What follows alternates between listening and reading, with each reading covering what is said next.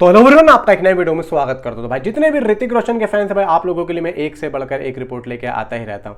तो ऋतिक रोशन की वॉर 2 आने के बाद में अगली फिल्म कौन सी होगी? क्रिश 4 या फिर होमबाले फिल्म्स की वो फिल्म जो अभी थोड़े दिन पहले अनाउंस हुई थी। देखो, दोनों ही फिल्में काफ़ी ज़्यादा मच अवेटेड है और एंटिसिपेटेड है। IMDb पे दोनों ही फिल्मों को अच्छी खासी रेटिंग मिल सकती है अगर बन के आती हैं तो। लेकिन इन दोनों में से कौन सी फिल्म पहले बनेगी और कौन सी आसान है, जिसको लेकर ऋतिक रोशन खुद भी ये सोच सकते हैं कि यार ये पहले बनाई जाए, नहीं यार ये बनाई जाए पहले। अब वो कौन सी होगी, इसके बारे में बात करेंगे। देखो, पहले क्रिश 4 की बात कर लेते हैं। क्रिश 4 अभी जब से आदित्य चोपड़ा का उनसे नाम जुड़ा है, उससे पहले आओ, अभी भूल जाओ आदित्य चोपड़ा को, उससे पहले आओ। यहाँ पे एक स्पॉन्सर की ढूंढाई चल रही थी, यानी कि राकेश रोशन ये सोच रहे थे कि यार कम से कम अब अगर मैं क्रिश का अगला पार्ट बनाता हूं ना, तो कम से कम 600 से 700 करोड़, कम से कम मिनिमम 700 करोड़ का बजट होना चाहिए। अब 700 करोड़ का बजट होने के लिए वो अकेले यहाँ पे इतना सारा पैसा कैसे लगा सकते हैं? वो कुछ यहाँ पे स्पॉन्सर ढूंढ रहे थे जो कि उनको नहीं मिल रहे थे। हालांकि उन्होंने स्क्रिप्ट वगैरह भी सुनाई, लेकिन किसी को भी भरोसा नहीं हुआ कि क्या हमारी रकम लगी हुई वापस आ सकती है। तो ये सबसे बड़ा, क्योंकि बिजनेस, हर कोई यहाँ पे बिजनेस करने के लिए बैठा है, और अगर उनको लगता है कि भाई ये बिजनेस सफलतापूर्वक हमारा आ सकता है तो यहाँ पे हर कोई पैसा लगाता है। अब यहाँ पे अचानक से आदित्य चोपड़ा का नाम आया, और यहाँ पे जब ये सामने साफ साफ दिख रहा है कि ऋतिक रोशन ऑलरेडी वॉर 2 में काम कर रहे हैं, तो आदित्य चोपड़ा इसीलिए आए हैं कि चलो वॉर 2 हिट हो जाएगी, उसके बाद में हम लोग क्रिश 4 पर भी इजीली काम कर लेंगे। लेकिन वॉर 2 के आने के बाद में एक बात यहाँ पे साफ हो गई, जो कि इनसाइड रिपोर्ट्स आ रही है, पब्लिक यहाँ पे बात कर रही है, वो ये बात कर रही है कि भाई वॉर 2 अच्छी नहीं चली, तो अब यहाँ पे आदित्य चोपड़ा भी मतलब क्रिश 4 के जो प्रोजेक्ट से बाहर आ सकते हैं, ऐसी यहाँ पे बातें चल रही हैं। जबकि ऐसी कोई अभी तक ऑफिशियली अनाउंसमेंट नहीं आई है।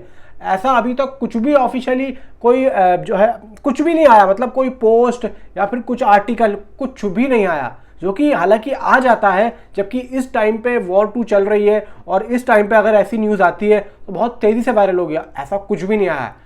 तो यहाँ पे देखो, एक बात तो पक्की है कि अभी तक क्रिश 4 YRF और ऋतिक रोशन और राकेश रोशन ये ही प्रोड्यूस करेंगे। मुझे नहीं लगता कि यहाँ पे इस इतने बड़े प्रोजेक्ट को आदित्य चोपड़ा मिस करेंगे, क्योंकि आदित्य चोपड़ा को भी पता है कि अब जो उनके पास कमाई का जरिया है, समझ रहे हो, कमाई का जो जरिया है वो सिर्फ और सिर्फ क्रिश का ही है, और दूसरा यहाँ पे नहीं है। देखो, और भी फिल्में, पठान 2 आनी थी या फिर टाइगर VS पठान आनी थी, तो ये सब फिल्में अब सोच लो कि आगे बहुत चली गई हैं, क्योंकि वॉर 2 के मतलब इतने बुरे रिजल्ट आने के बाद में उसका जो एक असर पड़ा है वो और भी फिल्मों में पड़ा है।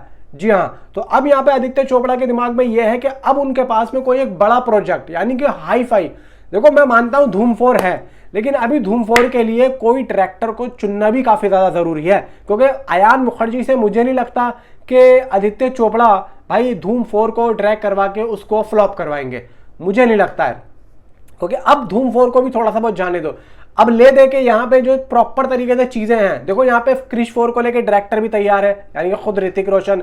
ऑलमोस्ट यहाँ पे स्टार कास्ट पे भी काम ही चल रहा होगा। ऑलमोस्ट यहाँ पे स्क्रिप्ट पे भी YRF, भाई मैं जब भी तो कह रहा हूँ, लोगों को पता नहीं है, YRF ने अपने स्क्रिप्ट राइटर भी इस मूवी के लिए बिठा दिए थे। यानी कि अगर मान के चलो, जो श्रीधर राघवन है वो भी क्रिश 4 की जो स्टोरी लिखी गई थी उसके डायलॉग्स वगैरह लिख रहे हैं, और प्लस इनका जो एक डायलॉग राइटर है वो अब्बास टायर वाला, आई थिंक सो शायद वो भी उसमें इन्वॉल्व है, क्योंकि YRF की जो प्रॉपर मतलब जो स्क्रिप्ट लिखते हैं ना राइटर्स, उनकी जो टीम है वो इन्हीं में से ये 2-3 नाम आते हैं। तो जब बात निकल के आई थी कि क्रिश 4 की जो स्टोरी है इसको ये और भी ज्यादा अच्छे तरीके से बनाने की कोशिश कर रहे हैं, या फिर राकेश रोशन ने जो स्टोरी लिखी है उसको लेके ये लोग अब हर स्टार के हिसाब से, हर एक्टर के हिसाब से उसके डायलॉग्स वगैरह यहाँ पे लिख रहे हैं। तो जब इतना लंबा चौड़ा काम हो गया है, तो अभी तक मुझे नहीं लगता है कि ऐसी कोई न्यूज आ सकती है और ऐसा कुछ प्रोडक्शन हाउस की तरफ से कोई अनाउंसमेंट आ सकता है, क्योंकि YRF के पास में इससे बड़ा प्रोजेक्ट मुझे नहीं लगता है कि कोई और आगे है जिसको लेके वो भरोसा कर सके और वो अपने नुकसान को, जो नुकसान हुआ है, की भरपाई कर सके। समझ रहे हो मेरी बात को? अब यहाँ पे चलो ये तो हो गई, इस प्रोजेक्ट में कम से कम 2-3 साल, मान के चलो 2 साल तो मिनिमम इस मूवी की शूटिंग में लगने ही चाहिए। लेकिन क्या 2 साल तक ऋतिक रोशन फ्री बैठेंगे? तो मैं कहूंगा नहीं। यहां पे ऋतिक रोशन के हाथ में अगर होमबाले फिल्म्स है तो यहाँ पे ऋतिक रोशन जाएंगे और उस मूवी के मतलब ऊपर काम करेंगे, और हमारे फिल्म भी यही चाहेगा कि ऋतिक तुम आ जाओ, आओ इस पे काम करते हैं। तो मे भी देखो चांसेस ये हैं कि पहले होमबाले फिल्म्स की ये फिल्म ऋतिक रोशन के साथ में ये आ सकती है, इतना मैं कह रहा हूँ। क्योंकि क्रिश 4 अगर बनती भी है तो उसको बनने में काफी टाइम लगेगा। उसकी यहाँ पे अभी तक ये समझ लो साल 1.5 साल में कोई मतलब अगर देखा जाए कि नेक्स्ट ईयर 2026 में ऋतिक रोशन की क्रिश 4 आ जाए, नहीं भाई ऐसा पॉसिबल नहीं है। हाँ ये पॉसिबल है कि भाई हाँ होमबाले फिल्म्स के साथ में अगर उनकी कोई फिल्म बनती है तो 2026 के लास्ट में या 2027 में जून जुलाई मई में हाँ ये आ सकती है। क्योंकि अब ये बात आती है कि उस फिल्म का भी अभी कोई डायरेक्टर यहाँ पे कंफर्म नहीं हुआ है। अब देखा जाए कि उस फिल्म का डायरेक्टर कौन होगा। जैसा कि मैंने पहले भी आप लोगों को बताया था एक अपडेट कि पृथ्वीराज सुकुमारन और ऋषभ शेट्टी जो कांतारा फिल्म में हीरो हैं, वो इन दोनों में से कोई एक हो सकता है ऋतिक रोशन की उस फिल्म का डायरेक्टर जो कि होमबाले फिल्म यहाँ पे बना रहा है। अब देखने वाली बात ये होगी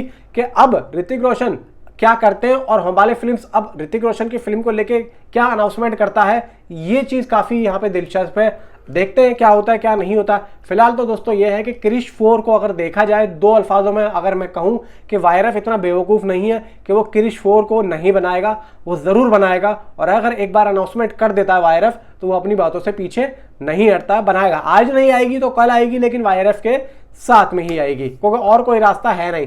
और ऋतिक रोशन को अगर कोई डायरेक्ट कर सकता है तो भाई उनका बाप ही है, या फिर अब देखा जाए वो खुद अपने आप को किस तरीके से करते हैं। क्योंकि जिस तरीके से राकेश रोशन ने ऋतिक रोशन को डायरेक्ट किया है भाई साहब, मैं आज तक ये कहूँ ना कि और किसी ने डायरेक्ट नहीं किया है। सिद्धार्थ आनंद को भी मैं दूसरे नंबर पर रखता हूँ, पहले मैं राकेश रोशन साहब को रखता हूँ जो कि ऋतिक रोशन को डायरेक्ट करने में, ऋतिक रोशन को जिस तरीके से उन्होंने प्रेजेंट किया है उनसे अच्छा कोई भी यहाँ पे प्रेजेंट अभी तक नहीं कर पाया है जैसा कि राकेश रोशन साहब ने किया। नीचे कॉमेंट में आप अपनी राय मुझे जरूर बताएं। Thanks for watching.